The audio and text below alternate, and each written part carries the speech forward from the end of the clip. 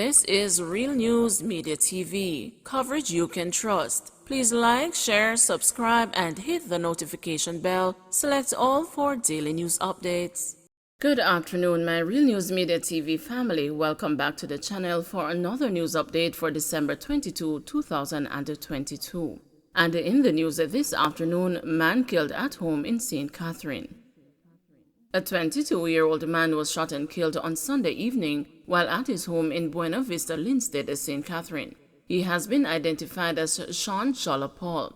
The police say at 6:30 p.m., unknown assailants invaded Paul's home and opened fire, killing him. Another man was injured.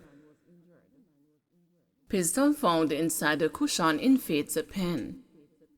A team of officers conducting operations in Faith's pen, Monique St. Anne, seized a pistol with a magazine containing 4 rounds of ammunition on Wednesday. The police say no arrest was made in connection with the find.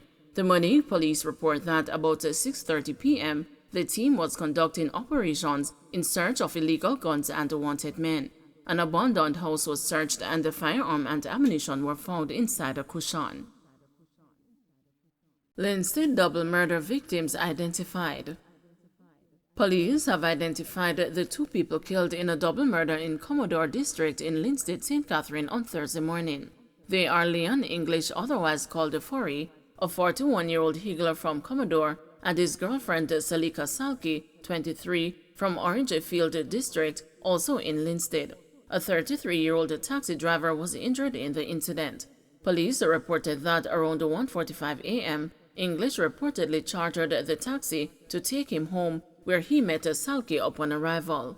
They were reportedly ambushed by armed men who opened gunfire at them and hit English in his face and upper body. Salki was shot in her left arm and upper body. The injured cabby managed to escape. Police who went to the scene found the couple's bullet-riddled bodies. Salki was seen lying on her face. They were taken to hospital, where they were pronounced dead. No motive has yet been established for the killing.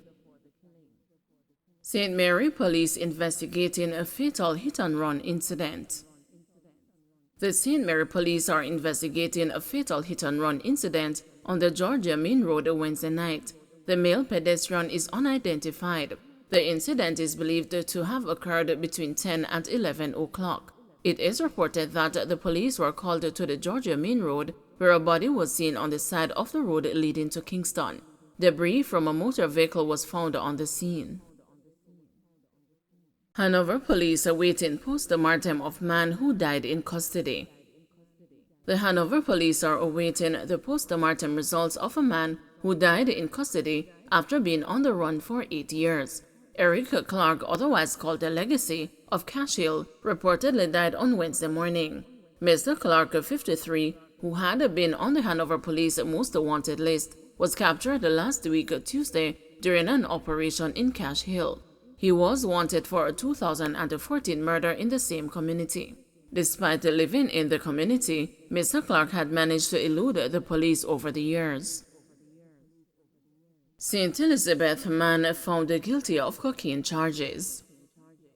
A St. Elizabeth man who was arrested more than 4 years ago following the seizure of a quantity of cocaine was on Wednesday found guilty of breaching the Dangerous Drugs Act.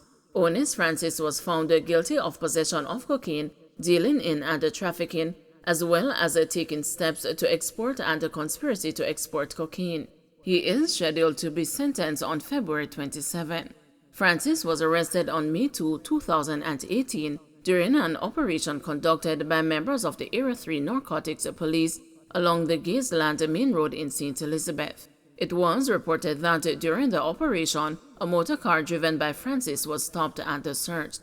A package containing 2 kilograms of pure cocaine was found in the spare tire compartment. He was taken into custody and charged after being questioned in the presence of his attorney. Mixed reactions to Devon House courtyard renovations. Recent renovations at the historic Devon House courtyard in Kingston have been met with mixed reactions from the public. In March, Tourism Minister Edmund Bartlett said the government would be sprucing up the courtyard. On Wednesday, Andrew Bellamy, the Jamaica Labour Party councillor for the Mona Division, tweeted a picture of the newly renovated area. The once lush green landscape has now been converted to bricks. According to Bellamy, the changes will go a long way in preserving the royalty of the space. Highlighting that he was impressed by the renovations, Bellamy said that the adjustments are a much-needed upgrade. According to the councillor, the new look will welcome more foot traffic, flows better, and is very inviting. Bellamy's tweet of the picture space was, however, met with disapproval. Many users expressed that the addition of concrete bricks on the walkway has destroyed the lush green vegetation that is synonymous with Devon House. Responding to Bellamy's tweet, many users indicated that the change is a step in the wrong direction. I am at a loss as to what could have impressed you about this. Is it the color of the bricks, or the absence of greenery, or just the open space? This is a disgrace, one user shared. Another added, the beautiful greenery has been replaced by lifeless hardness. This is a mistake. Kingston done hot already, and all we're keen on doing is removing green spaces. So basically took away what was unique about the place. This is not inviting, said another user. Some users have also indicated that the space that was used to entertain families for picnics will now become an entertainment hub, hosting high-end parties, while others expressed that bad roads across the island could have used that investment. Jamaica paved everything except the roads, another tweet read. However, some Twitter users agreed with Bellamy. Well overdue for this gem location, a tweet read. Looks great, another user commented.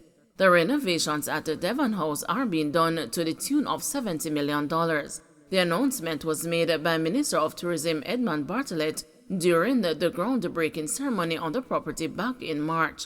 According to Bartlett, the idea was to spruce up the courtyard area for a better dining and shopping experience. What we're trying to do is reposition and repurpose the courtyard area to make it a really exciting, aesthetically pleasing area where our young people, our children can come, our visitors as well, Bartlett told the news at the time. Devon House is considered one of Jamaica's most celebrated historical landmarks. It was declared a national monument in 1990 by the Jamaica National Heritage Trust under the instructions of the late Edward Siaka, who was then Minister of Development and Welfare with a responsibility for cultural affairs and the late Prime Minister of Jamaica. Persons with disabilities urged to apply for jobs. Persons with disabilities are encouraged to get qualified and apply for employment across all sectors in Jamaica. Dr. Christine Hendricks, Executive Director of the Jamaica Council for Persons with Disabilities, said 2 local commercial banks recently trained persons with disabilities for jobs in the banking sector. More than 40 people benefited from the job market training provided by the National Commercial Bank and the Scotia Bank. But Dr. Hendricks said the banks expressed that not many people with disabilities have been applying for positions. The banks, particularly the National Commercial Bank and Scotia Bank, who trained over 40 persons this week, last week, right. They trained over 40 persons last week, preparing them for the job market and preparing them for jobs within Scotia as well. And it says to me that, there is increased interest, and not only that, the managers and the CEO said that over the years they have not really seen many persons with disabilities applying for positions in the bank, which says to me too that persons with disabilities may be out of fear or whatever the situation is, or they may not just they are not seeing the advertisements. Don't forget to like, share, subscribe, and hit the notification bell. Select all for daily news updates.